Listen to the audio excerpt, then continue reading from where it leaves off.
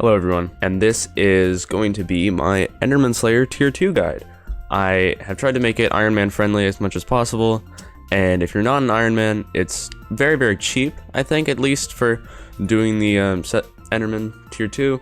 It's usually a difficult boss, but if you do it right, and you're skilled enough at the game, and you have a setup like I do, it is not going to be hard at all. So, let's get into it, and I'll show you guys what you need for an Enderman Slayer Tier 2 boss. Alright, let me go ahead and show you what I use. I have also put some alternatives in here for items that you can get, and they're only items that I have because, I'm Iron Man. I can't really just go buy stuff and use it as a showcase. So I'm just going to show you what I use normally, and then I can show you some alternatives. So here we are. This is the chest with all the stuff in it, and you may already notice some of the stuff in here. So we have a Voidage Katana. I don't have any gemstones on it. I don't have any soul flow, so you don't really need the ability very much. But the very important part about the Voidage Katana is that it deals 250% damage to Enderman, which is very nice, and you receive 6% less damage from Enderman when held. Stumbled on my words there, sorry. It's a very important thing to have, is the Voidage Katana. Alternatively, you could switch that out for a Livid Dagger, but, it's not really... It's a lot more expensive. Anyway, wow. Awesome. That's very cool. So we have the Voidage Katana, and you're going to want a Mana Flux Power Orb, a Heroic Ornate Zombie Sword, and a Wand of Restoration. I just put Ultwise 4 on it recently, but you can put Ultwise 3 on it. Ultwise 3 is what I would recommend. Ultwise 3 is very nice. The Zombie Sword has a mana cost of 70, which is very cheap. You don't really need to put Ultwise on it, but I will eventually, just to max it out. The Mana Flux is pretty self-explanatory. The Mana Flux Orb buff is very good, especially for its price. And down here we have a Glowstone Gauntlet. This one's not really needed, but you get extra mana from it, and if you get good attributes on it, like I have Mana Pool 4 and Life Regen 3, they're not amazing, but they're good attributes. And you get a lot more mana and a lot more Life Regen from it, which is very nice. Alternatively, I would use the Blue Belt, which is in here. I can't put it in a chest because it's soulbound, but I would use the Blue Belt because of its health and defense buffs, and also the damage reduction of 4%.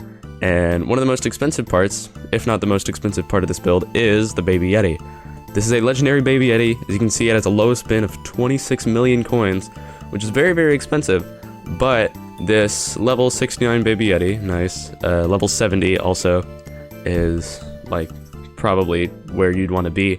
This is pretty much the equivalent of a level 100 epic Baby Yeti. So if we look up the Baby Yeti in NEU, just enough items, you can see that it goes up to 75% of your strength as defense for the legendary, and it goes up to 50% of your strength as defense for the epic. And the epic has a lowest spin of 7.5 mil, which is much cheaper, and you can probably find the level 100 epic Baby Yeti for, I would guess, somewhere around 12 mil. I'll have to look this up, but I'll already put the price on the screen anyway, so you'll have known by then. But it's a very expensive pet for a lot of people, but not only is it useful for the Enderman Slayer, but it's useful for almost every aspect of the game. It's such a good pet. Even with the nerfs, it's still really good. And so for the armor, I would use a Crystallized Heart.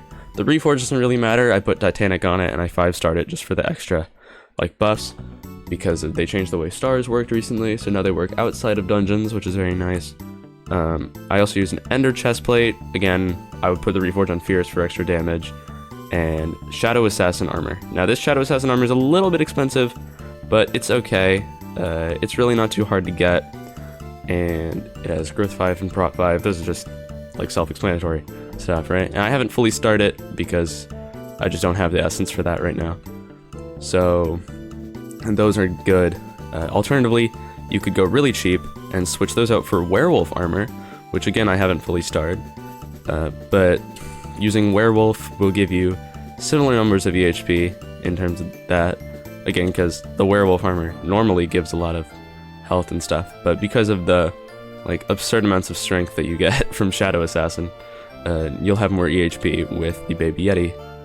And also you could go Ender Leggings and Ender Boots. I would pretty much always recommend that you use the Ender Chestplate, but you could go even cheaper and use the Ender Leggings or Ender Boots in your setup. And this is what I used to do, and then when I started getting confident, I switched out the boots, the Ender Boots with Shadow Assassin boots, and then I switched out the leggings with Shadow Assassin leggings. And I just kept the chest plate because yeah, it's very necessary for EHP.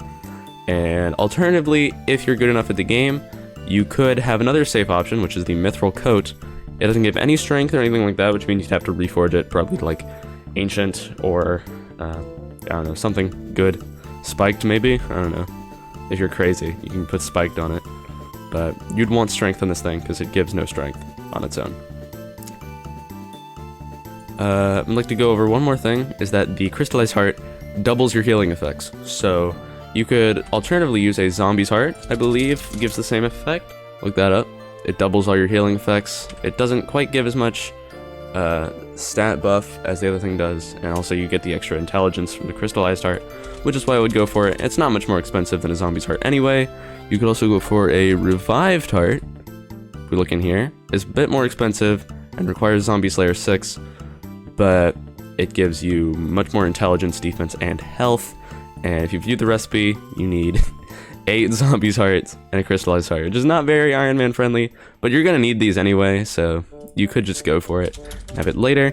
And of course, the Reaper Mask is very good. It gives you more intelligence, more defense, and more health.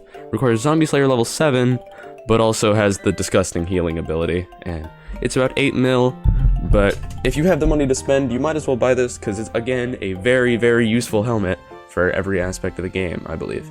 So that's what I would think about. If you have the money to spend it. I wouldn't worry about a legendary Baby Yeti. It's just that I haven't dropped an epic Baby Yeti, and the legendary was the first one I got. So the legendary is the one I use. Again, this is about equivalent to what a level 100 epic Baby Yeti would be. So it's nothing too crazy, I guess, in terms of price. So you've probably already seen the price. I've told you about the price and the requirements before this clip, but you should mainly worry about getting an epic rather than a legendary. And you can upgrade to a legendary later on once you drop a Judgment Core, you know, with this amazing setup. One more thing before this video starts, I'm going to need to go over the requirements for this. And they are going to be Enderman Slayer level 3, which is for the Katana. I believe it's Enderman Slayer 3. You're going to need Wolf Slayer 6 for the Mana Flux Power Orb. And you are going to need Revenant or Zombie Slayer 6 for this thing, the Wand of Restoration. And also the Crystallized Heart. But that's a, like, Slayer level 4, so it's nothing terrible. Yeah, that's about it. You might need a fishing level for the Baby Yeti, but I don't think you do. And you only need floor 5 completion if you're using the Shadow Assassin armor. And besides that, you're pretty much good to go. And I think you saw in the title already, if I put it in the title, but the price of this setup is about 18,084,000 coins, which is really not bad considering how far this setup can go and how you can get your setup manually coming from there. You can grind out the, rest of the stuff, like the Voidling minion. You can grind that out, and you can grind out your Final Destination armor. So it's a little bit crazy what this setup can get you. So yeah, I hope you enjoy this video, and we're gonna go on to the actual fight and the commentary over the fight. So yeah. So immediately as soon as we start, it goes straight into hits phase as soon as you summon it. Hits phase is where the boss deals the most damage and hurts the most, and you need to get it out of hits phase as fast as possible. So immediately as soon as you spawn the boss, you want to place down your Mana Flux and use your Wand of Restoration to, like, I guess out-heal the hits phase. And because of the Crystallized Heart, you're easily able to do that. So now for the rest of it, it's actually pretty chill going into the in between the different hits phases. So like when you're just doing normal health damage to it, it doesn't matter. It'll actually be pretty easy with that, as long as you can keep yourself above half health, half of your total health. You will be fine in this fight, because sometimes the Enderman boss can hit you twice, and that it could hurt sometimes. So as you can see, it's about to go into hit phase again. So you'll see me place down the orb and heal. And I didn't place down the orb, but okay, I placed down the orb a bit late. But as soon as you see it go into hits phase, you want to use your Wand of Restoration and your Zombie Sword for emergency healing if you do in fact need it. And yeah, so I just kind of mess around with it, and as soon as it gets to half health, which is 7.5 million health for the tier 2, it'll start throwing out beacons. So you can see it hold the beacon, and I see the Yang glyph warning come up, which is part of my mods. So you can see it pop out, and if you don't detonate those, which by detonating them means your feet have to touch them, if you don't touch them in time, which I believe the time is like 5 seconds maybe, I don't know exactly how long it is, but if you don't blow those up, you just get insta killed. So you 100% need to be gunning for those as soon as you see the Yang glyph message spawn. And this one I actually like messed up. I didn't see which direction it went, so I went and searched around. But immediately going to hit phase again. I didn't place down my mana flex again because that would have been a waste of mana since it was already down. So easily out healed that thanks to the crystallized heart and the wand of restoration. And from the rest of the fight, it's pretty simple. You just like stab the boss, touch the Yang glyphs, and that's about it. You will need a mod for that. I think it's the thing that I use. It might be Skytills, it might be NEU. I'm pretty sure it's Skytills, but Skytills will give the Yang glyph warning, and you really just want to detonate those as soon as possible, because the longer you're away from the Enderman boss, the more damage it will deal to you when it's coming back. So you want to be sure that you're near it most of the time, and you want to get the glyphs as fast as possible. So I just killed it there, and it is not a tough fight. It's not bad at all. So we're at the end of the video now, and thank you very much for watching. I really appreciate it, and I hope you have a good day. I'd like to ask that you subscribe, because I'm going to be releasing more videos like this, and it's going to be good. It's going to be fun, and I hope that you found this useful, and I wish you luck on your Enderman Slayer grind, because I need that luck as well. I need that judgment core, baby. Whoop! Oh, it didn't cut. That's fucking boring.